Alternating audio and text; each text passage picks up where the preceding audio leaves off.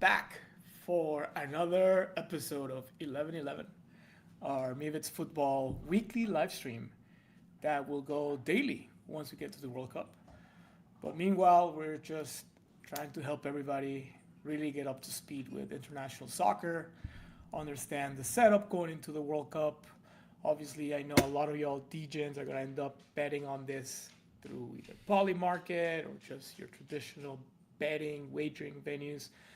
So, hey, what's the value of youth football? Is you guys getting an education so that you hopefully have a little bit of an edge versus everybody that's going to come in late in the game. And if you've been watching maybe it's football through time, hopefully you have that leg up. And if you're just a game enjoyer, you enjoy soccer and like me, just follow it because you really like the sport and it was the only sport you grew up with. For example, in Mexico, then it's also going to be a great place for you. We have a lot of really cool stats. Obviously, our football collectibles line of digital and physical products. More on that later. And as we get closer to the World Cup, we'll have activations, cool giveaways. I mean, I just placed an order last night for a bunch of licensed soccer balls that we're going to be giving away at the show. So, yeah, super exciting time to be a part of both the Mivits ecosystem and then of the international football ecosystem through Mivits as well. Hunter, how are you today, brother? Doing good. It's a big day. It's game day finally. I feel like we've been waiting for this for forever, and it's finally here. So excited to break it down. And I mean, it's countries have their lives on the line today. So It's wild. Yeah, and I think, probably people that are just kind of like tuning in to soccer, maybe started seeing all different ads that I was in Houston the other day. It was a huge airport with a lot of like World Cup ads, starting to be on TV, starting to see it everywhere. Uniforms have been dropping. Like I think it's really going to pick up. And you might not know this, but most of the teams are already qualified for the World Cup. We still have 6 spots though, and we have 12 teams that are looking for that final spot. And yeah, there's a couple of matches, well, a lot of matches today, and then more matches next week that will determine who those 6 final countries to join the big party that is the World Cup this summer. June 11th is the kickoff date. Who they are and how they're gonna get there. So yeah, I don't know. Do you wanna just jump right into it? Should we give folks a view of why don't we start with the intercontinental playoffs and what the different paths are for the different countries that are looking to participate in the World Cup still. yeah, let's do it. I'll kick it over to your screen, and we'll run it from there. Thanks. So for those of you that don't know, and the ones that know, the world, just like you have different divisions in American sports, right? You have the Eastern Conference, the Western Conference, and so on, depending on the sport. In international soccer, we have international called confederations, and so these are like the regional, kind of like the Olympics. The 5 different areas of the world, the continents. They all have their continental federation, and this is how all the different countries usually qualify for the World Cup. World hosts usually get automatic qualification, and then there's room for X amount of countries depending on which continents have the most competitive sport. Europe always being the biggest representative. They have the biggest leagues, the most challenging ones. It's the most exciting one. We talked about the European Champions League that is happening right now at the club level. Moved on to the quarterfinals. We discussed that last week, but now we're talking about the international playoff tournament for the different countries that are still looking for that final spot in the World Cup. So the confederations, you have the one in the Americas called CONCACAF. That's North America really, and the Caribbean. You have South America, which obviously powerhouses Argentina, Brazil, Colombia, Uruguay. That's CONMEBOL. And then you have one for Africa, Asia, and the European one is called UEFA. Now, for the international ones, we have this international playoff that is actually happening in Mexico today and next week. Like we said, that's going to see some very interesting games. Countries that you probably, honestly, never heard of, but still have a chance to make the World Cup. And I think that's what makes the World Cup so exciting. The fact that some of these countries are going to be able to participate if they win. So let's look at the road through path one. Hunter, I don't know if you want to pick it up. I know you have a specific fact that you like to share about the Jamaica match. Yeah. So yeah, path one. The seeded team in path one is obviously DR Congo. So they essentially just have a straight shot. They need to win one game. So that's why you see them in the final already. But the match to get to that final is between New Caledonia and Jamaica. It's happening today. New Caledonia is like the underdog of underdogs for the entire World Cup. I was actually looking it up today. Their entire country has a population less than 300,000 people, which is like one borough of New York City. So it's just crazy. Like they're just this tiny, tiny little country. But yeah, if they beat Jamaica, obviously they still do need to win one more match against Congo to make it. But it'd be the first time they've ever qualified for the World Cup. And I believe would be the smallest country in terms of population to ever qualify for the World Cup. Like they're just tiny. They're just this little tiny country, and they're just putting up a fight. So that's like of every match today, like that's the guys I'm rooting for. Like I hope they at least they at least got to beat Jamaica. Do Can you they know win the where they next are one? on the Who map? knows? Do you even know where they are on the map? They are right above somewhere in the Caribbean. So somewhere in the Caribbean. That's all I know. Jamaica, the Reggae Boys, very beloved team, obviously since long back, with I guess being in the Winter Olympics and that movie, and then people just really like them. I'm cheering for Jamaica just because I don't know anything about New Caledonia, but then either, as you said, either of them have to go against Congo, which actually, if we look at, and this is a preview of the Mivits football website that will launch closer to the World Cup, that will aggregate, the wisdom of the crowd, prediction market odds through Polymarket. If you look at all the markets for the qualification into the World Cup, Congo is the one that has that's expected to qualify, by a lot.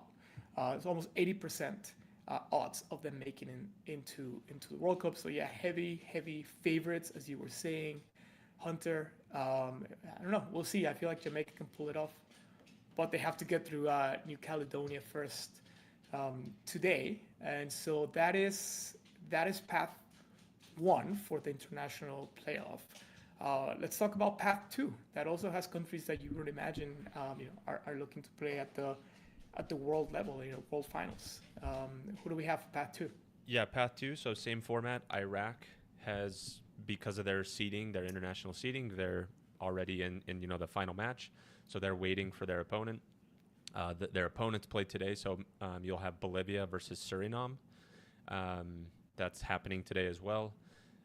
Interesting fact. I don't know if a lot of people knew this, but Suriname, it's in the Caribbean, but it's actually largely Dutch. They speak Dutch. A lot of, in fact, more Suriname people live in the Netherlands than live in Suriname, which is kind of wild. But so that's that. And then Bolivia, they have not qualified for the World Cup in over 3 decades. So Wow. it's been a hot minute since they've tasted the sweetness of the World Cup, and I'm sure they're obviously vying to get in. But yeah, Bolivia versus Suriname, winner will play Iraq, and then winner of that match qualifies. So Yeah, so looking here at the crowd predictions, so obviously Iraq being already in the playoff final, 52% chance. It's still kind of a coin flip. Not as bullish Iraq as people are on DR Congo. Obviously, the volumes are a little small here, but again, this could be good edge. If you watch the games today, and they're streaming, I believe, on Fox Sports Network, maybe you can get a head start on what this market is going to look like next week. Bolivia, 33% chance. Honestly, I haven't followed either team, so I have no idea. But still, pretty interesting that Iraq is not really a favorite, right? It's a coin flip odds versus Congo on the other path of the international playoff. Now, this playoff is happening today. I believe the games start in a couple hours, or they're tonight. Yeah, they're this afternoon and this evening. They're playing in Mexico. Sometimes the host countries will do like side tournaments or things like this to kind of just test the stadiums, obviously the logistics and so on. So these games are going to be played in Guadalajara, Mexico, which is where tequila comes from. And I know you all know tequila. It's a beautiful, beautiful city in Mexico. It's on the close to the West Coast. It is very close to where we had that whole mess with the cartel violence a couple of months ago. But hopefully that's all been cleaned out. And yeah, I'm looking forward to seeing who's gonna move on to the final of those playoffs because it's exciting times. Let's talk about now Europe. So Europe gets their own playoff, and obviously, like I said earlier, right, they're the most powerful soccer continent. They have four open spots still that somebody can take. And so this is the bracket that we're looking at, path A, B, C, and D. Do you want to take it away, Hunter? Yeah, so the European one's a little different than the Intercontinental one. Obviously, it's a much larger tournament, much more teams involved. Um, there's also these matches get played in the home countries. So whoever the highest ranked team is, they get technically home field advantage, right? So unlike the Intercontinental ones, which are all being played in Mexico, these ones are being played in the respective countries of the highest seed. So Turkey, I'll just name off the team. So Turkey, Czechia, Denmark, Italy, Poland, Slovakia, Ukraine, and Wales are the higher ranked teams here. So they get home field advantage. So these matches are being played today. In fact, it's kind of crazy. They all start, other than the Turkey match. I think the Turkey match starts at like 11 EST. Like it's probably kicking off here like any minute. And then the other ones kick off, I think, around 1 o'clock EST. But you're going to have essentially every single one of these matches running simultaneously all throughout Europe. Same format as the Intercontinental in the sense that you win this match today, then you've essentially got yourself into the final match, which is next week on Tuesday, and then winner of that match is in the World Cup. So we've got 4 teams that will come out of Europe, 2 teams that will come out of the Intercontinental, and that will be the last 6 qualifying teams that will make the total cup in the summer, which is 48 teams, which is the biggest World Cup we've ever had. So should be very interesting.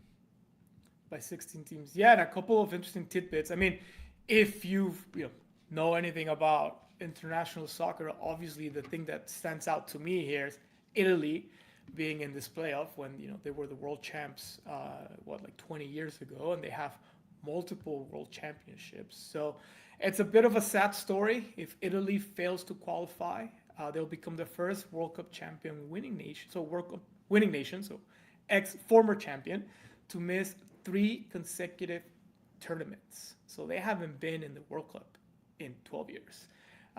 But they are not alone today in being a former world champ to miss back-to-back World Cups. Spain, England, France, and Uruguay are all previous world champs that have failed to qualify for back-to-back tournaments in the past. Nobody has failed 3 times in a row, and I'm really hoping it's not Italy, honestly, because it doesn't feel like a World Cup without Italy. I mean, you cannot have Curacao, not disrespect to the Curacao team, or some of the other ones we just discussed, without having Italy in the World Cup. Obviously, very traditional side, a lot of legacy.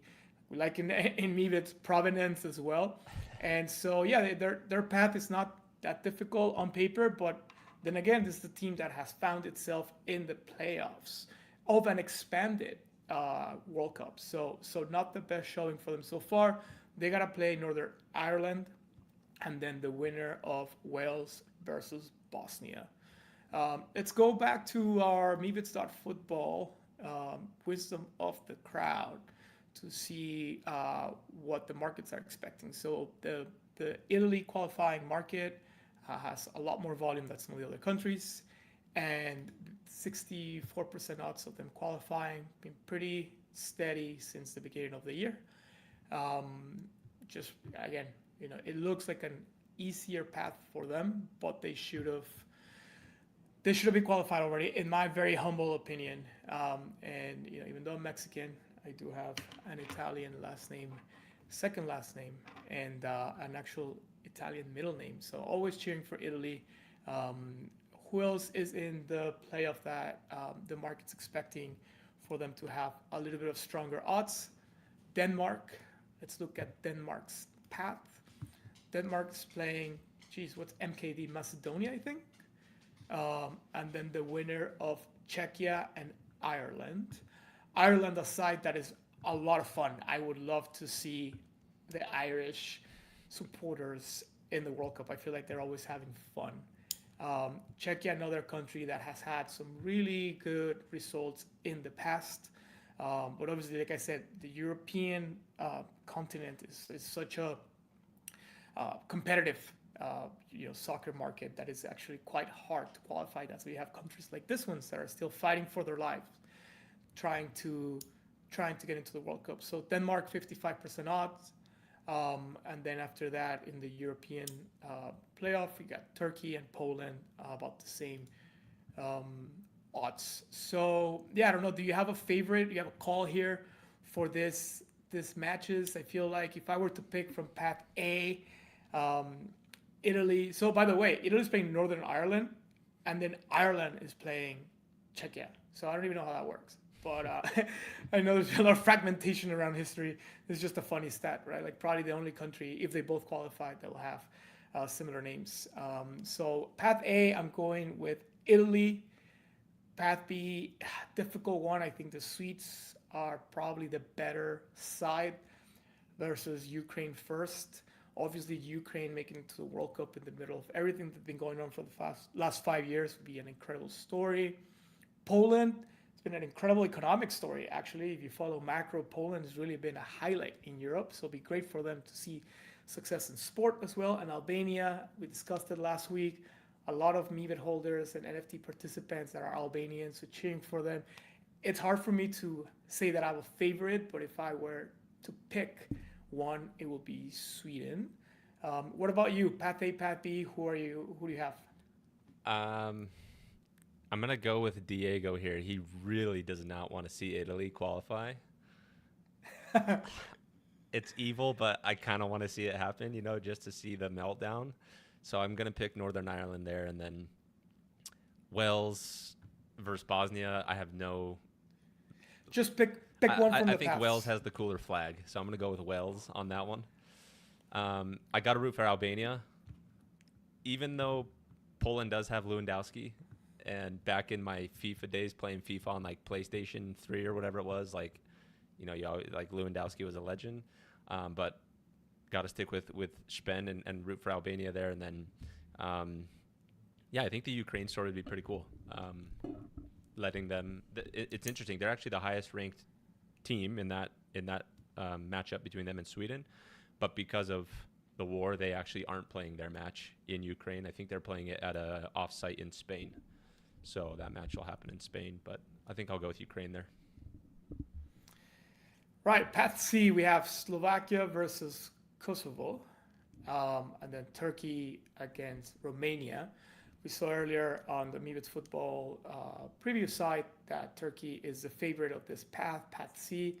They have a very strong team. I think they have one of their club teams made it to the round of 16 in the Champions League. It's always a good side.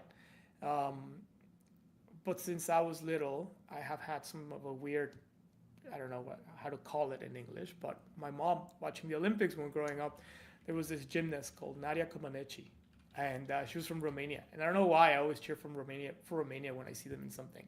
So I'll pick Romania from Path C, and then Path D. Difficult because Sasha, our intern, was awesome and who's a national champ in the U.S. of ice skating. She's American, but her heritage is from Czechia. She spent some time over there every year. And then Ireland, I just like the Irish, man. They're so much fun. They're the Mexicans of Europe. The time that I went to Dublin, I had one of the best days of my life. It was just so much fun. It'll be great to have them in the World Cup. So, but if I were to pick one, Sasha wouldn't let me live it down if I didn't pick Czechia. So I'm cheering for Czechia, Path D. But I wouldn't be sad if Ireland makes it. Yeah, I think Turkey is likely to come out of Path C.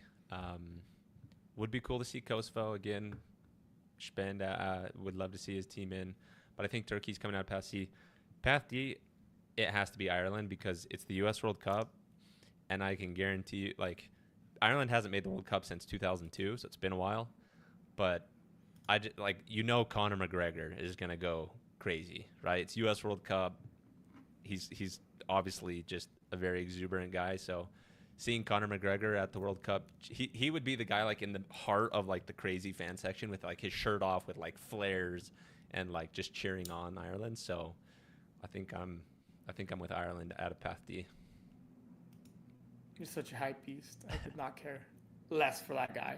I'm hoping for like the average person in Ireland, their pint of beer and then just singing the whole day. It's like 7 a.m. Yeah, let's go back to the odds. So Denmark, obviously, like we said earlier, 55% odds of making it out into the World Cup out of that path D.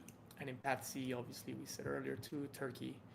And so it seems pretty well defined as to what the market thinks, but it's 2 games, right? So anybody surprises in game 1 of the European playoffs, and you got some really nice odds here that will probably reprise. Anyways, fun way to follow the playoffs, and again start getting used to the names, the rules, the strategy, and so on. We have more soccer though in the States.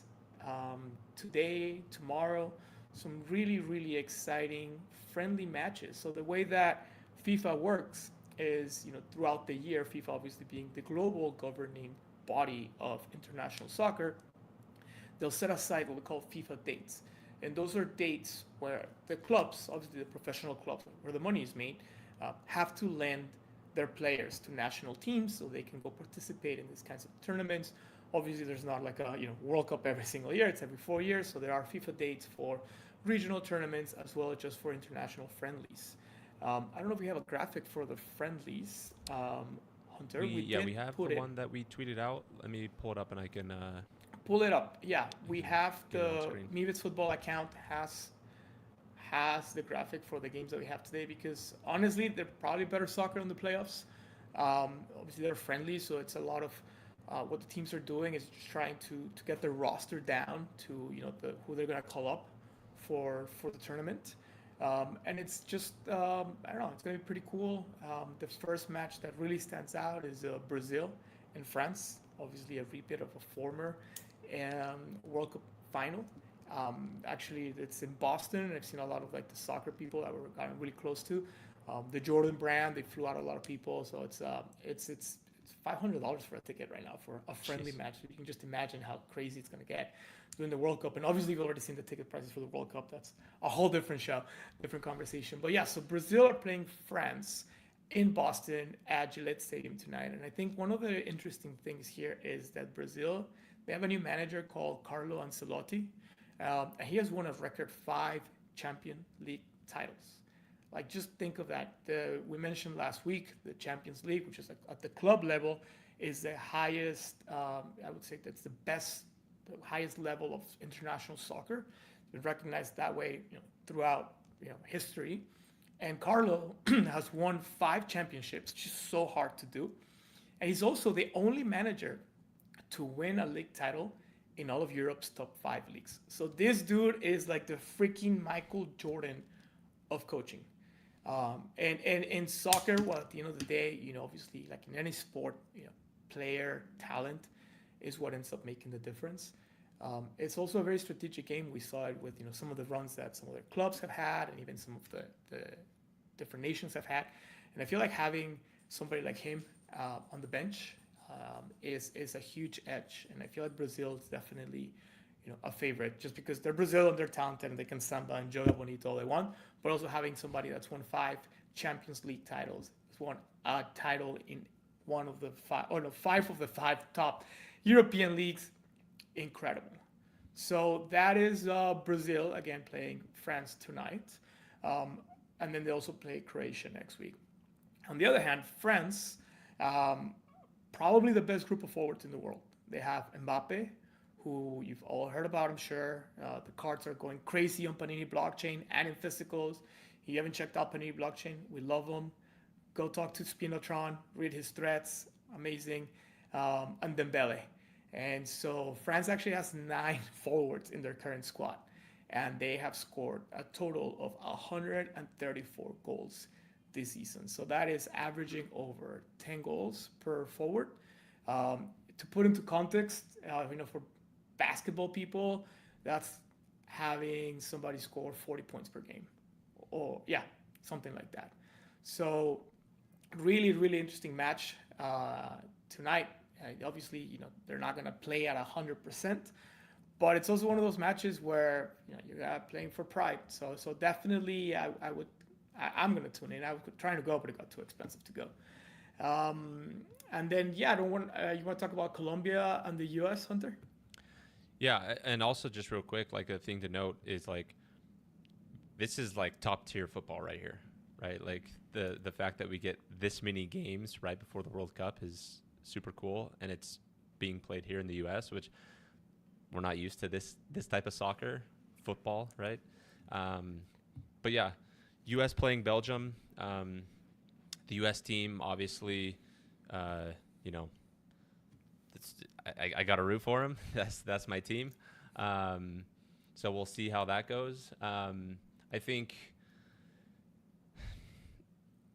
we really don't have a good shot, if we're being totally honest, but we're going to keep our hopes up. But it's not about the shot. I'll tell you what stands out to me, and hopefully this is a good stat.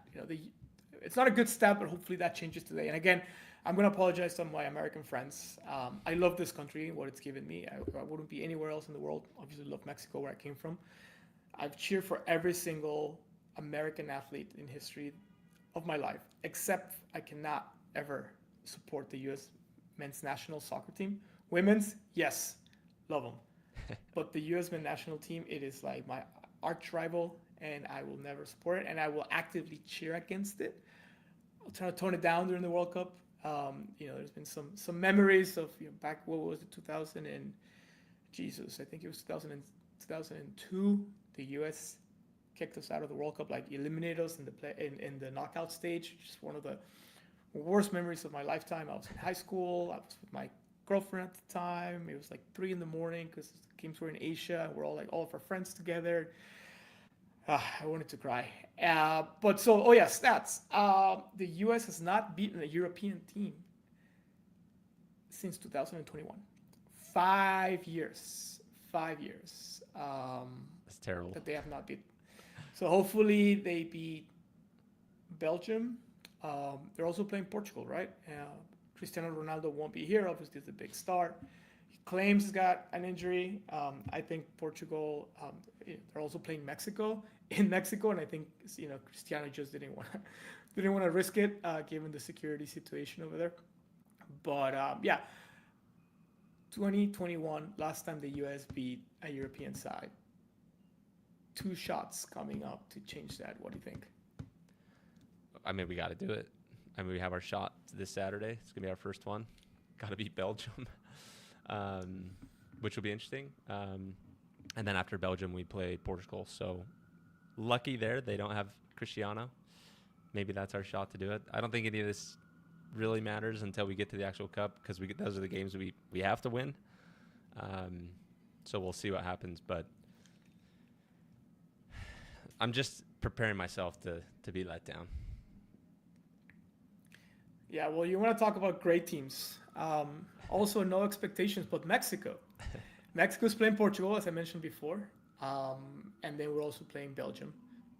So obviously, Belgium, Portugal coming the Mexico games are in Mexico, but coming to the Americas to get acclimatized and used to travel and all that, obviously, practice and so on. Mexico's playing. So Mexico has a stadium called Estadio Azteca, or historically it's been called Estadio Azteca, which means Aztec Stadium, and it's the one of like 6 big stadiums we have in Mexico City. It usually sits about 110,000 people, but in Mexico we've stuffed it with many more before. It is the best place in the world to watch a soccer game. If Mexico's playing, the whole thing just shakes and you think you're gonna die, but like you will die happy.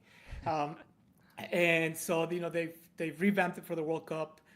It is now officially called Estadio La Norte, but still very close to Estadio Azteca. One thing to note: FIFA does not let commercial partnerships, like stadiums that have commercial partnerships. FIFA does not allow for the stadiums to be referred to that way. So, for example, like Gillette Stadium is probably going to be called like Boston Stadium. They just name it by the city.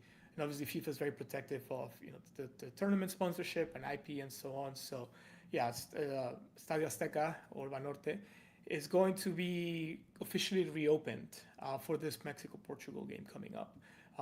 And yeah, Mexico has not lost a friendly so far in 2026, and we've played three.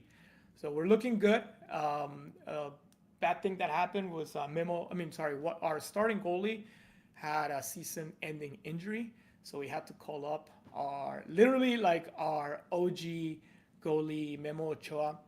He has played in 5 World Cups, or at least been to 5 World Cups, and if he makes it to this one, most likely he will be on the bench for Mexico at goalie. He'll be the only soccer player in history to have been in 6 World Cups, which is amazing. And we love him. He's a character. Everybody in Mexico loves Memo. And yeah, Mexico has not conceded a goal in 2026. Obviously, we're going to have a different goalie this time around, but it's a team effort. And I'm hoping that we put out a good statement both versus Belgium and especially Portugal, especially because Cristiano not coming to Mexico. I mean, come on, man. That's weak sauce. He's too busy trying to get himself out of Saudi Arabia, probably. Oh, yeah, I forgot he's over there. Yeah, I mean, you chase the money, that's what happens. Cool. So, I mean, I feel like that's all the soccer stuff that we have. One thing we could cover that we didn't cover on the European, the UEFA, is which groups these teams are going to go into. So if, for example, I can kind of just run through this in the EU qualifiers. So whoever wins Path A will join World Cup Group B. So whoever wins Path A here is going to be with Canada, Switzerland, and Qatar. So that'll be interesting. Whoever wins Path B is going to go in with Netherlands, Japan, and Tunisia. Whoever wins Path C is going to be with USA, Paraguay, and Australia. So that'll be interesting to see who USA gets here. And then whoever wins Path D, so your Czechians, will join Mexico, South Africa, and South Korea. So that's kind of how those will seed out. Be interesting to see how that plays out. Yeah, I'm excited, man, because I'm excited. I'm excited for Mexico. We will get heartbroken again, like we always do. But yeah, I've been obviously we're doing a lot of prep for Muse football, and just been going to a lot of different soccer activations and places and so on. And just the energy of the sport is so much different. I really enjoy it. One thing that struck me when coming to the States from Mexico for the first time, and I went to school in San Antonio, UTSA, Go Runners, is in Mexico, you sing the whole match like you do in Europe, right? Obviously, I didn't have exposure to European soccer growing up in Mexico, but it's very similar. South America, the same. You just sing the whole time, and there's different songs. Every team has different songs and different chants. And it was so funny to me coming to the States, and every single team has, every single sport, let alone, has the exact same chants. So like defense and like go, team, go, which was super, super funny because I definitely lost my voice every time I went to see my Mexican soccer team, which is called Pumas, play at the stadium or even just at home. You're always just screaming, and it's a lot of fun. So I'm really hoping that people are getting excited with us, and they're getting ready with Nives Football. Hopefully this early 11-11 shows are helpful to folks to try to just, again, coming in, the water's warm.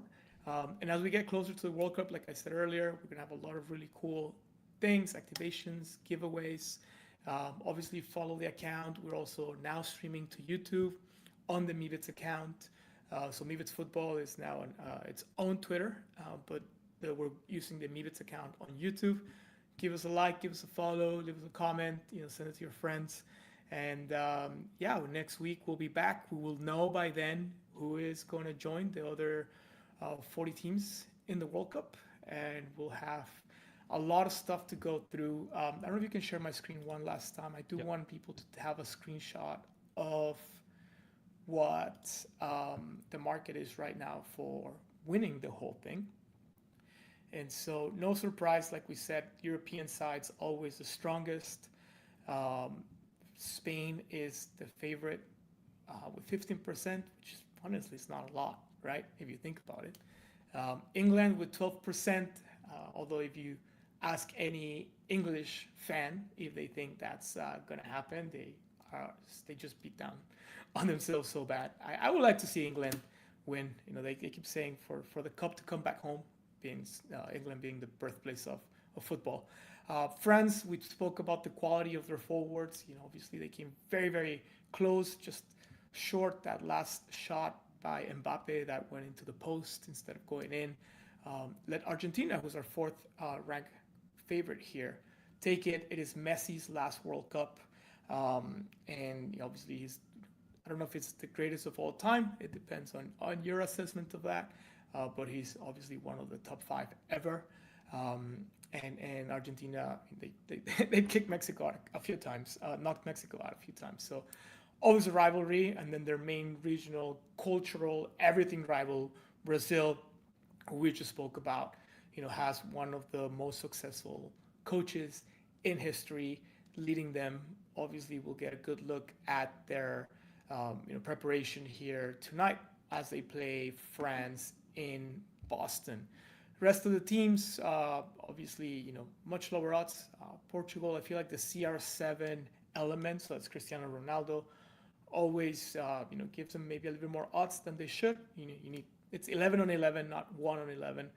And then just traditional powerhouses, Germany, Netherlands, Norway, which is the sneaky heat, 3%. Again, just, the probability of that are tiny, tiny, tiny, but interesting that it still gets higher odds than some of the other teams. Norway, they've shown how athletic they are in the Winter Olympics. And yeah, we will have Mivit's football collectibles for all of these countries. We did Group 1, that was Mexico, Japan, Netherlands, Brazil, Argentina, and Canada. And for Group 2, we're going to have 24 countries. That'll be the totality of our drop. That's coming out a month and a half or so. And we have merch, we have little blind boxes, we have a lot of other cool things that will be dropping alongside that. So yeah, Hunter, I don't know. We made this very efficient. I like that it's like 30 minutes, give people the in and outs of international soccer and how things are shaping up for the World Cup. I think, we'd love to get your questions for next show. Like, what doubts do you have about the sport, the game, the rules? There's a lot of things that I feel like soccer is one that experiments with technology more than other sports. So we've had VAR, so video after review, for a few years now, and that's been, obviously polemic, but it's also helped a lot. Have we had it in, back in the 80s and 90s, would have changed the course of history. And then, we've played around with substitutions and, taking longer breaks for like hydration and heat management. So there's a lot of stuff. So yeah, we'll definitely work on putting together an episode of the 11-11 show to get you guys up to speed closer to the tournament. But in between now and then, anything you guys want us to cover, to go through, we have it all. So just want to make sure that you guys are finding this valuable, because that is the purpose of this. Like I said, want to get you guys walking into a game watching party and just being extremely knowledgeable and shocking everybody with how much you know about the teams and everything that's going on. Yeah, I think next week for sure we'll have a lot to cover, a lot to talk about after all these matches get played, and then we'll have a little break of matches, which I think will be a good time to start talking about rules and teams and players. We can get into kind of the nitty gritty, and then before you know it, it'll be June 11th, and we'll be kicking off the World Cup. So if we want, we could rip a pack. We got a pack of World Cup soccer cards here. We could rip a pack on stream. Speaking of our friends at Panini. Do it. Yeah. 77 days left to the World Cup. Let's see what we get. 4 cards is all we got. 4 cards per pack. And I'm probably not going to know any of these players. So Vangelis Pavlidis. Don't know. Nelson Diosa. We need Spinatron on here live, just like telling us, nope, crap. Matthias Savio. It's not looking good. And Tahir Muhammad. Yep. Nope. No idea. Nothing. Tell you what, though, Panini blockchain hitting up, and then also the physical cards. I've seen a lot of like Messi and Mbappe just going crazy, like all the other trading cards. Panini does have a sticker book, which is like the classic collecting experience around the world. I believe that's coming out in May. So you buy like little sticker packs, and it's all the players, and you paste. That's what I remember. That was like my entry into collecting something, is Panini stickers for the World Cup. And even when we were working at Goldman, we're all like grown ass men already. We would send like the intern to Queens to go and buy as many boxes as they could of stickers and albums for everybody. And we pretty much watch all the games from the floor, which is pretty cool. Instead of CNBC and Jim Cramer, we're watching like soccer, which is also a really nice core memory. It's awesome. Sweet. Well, I think that wraps it up. Obviously, we'll be back next week with a full breakdown of who actually is going to be in the World Cup, which is exciting. And the games literally kick off in like what? I think like a couple minutes. 3 hours? 1 o'clock Eastern, I think. Oh, so an hour and 5 minutes. Nice. Again, thank you all for watching. Let us know, what gets you up to speed. What are your doubts? Happy to talk about anything. We have a nice production team that's helping us put together the daily streams that we'll be doing during the World Cup. So, have stats, we have everything. We'll have another person join the team as well to help co-host, an actual soccer player with actual experience, not just Hunter playing FIFA or me reminiscing of when I was 12 years old playing on the street in Mexico. So a lot of good stuff coming out. And obviously, if you can, grab a Maybe It's Football collectible. They're on OpenSea, and be on the lookout for the Group 2 drop coming up in a month and a half or so. Thank you all for watching, and then we'll see you guys. We'll see you everywhere. Sounds good. See ya.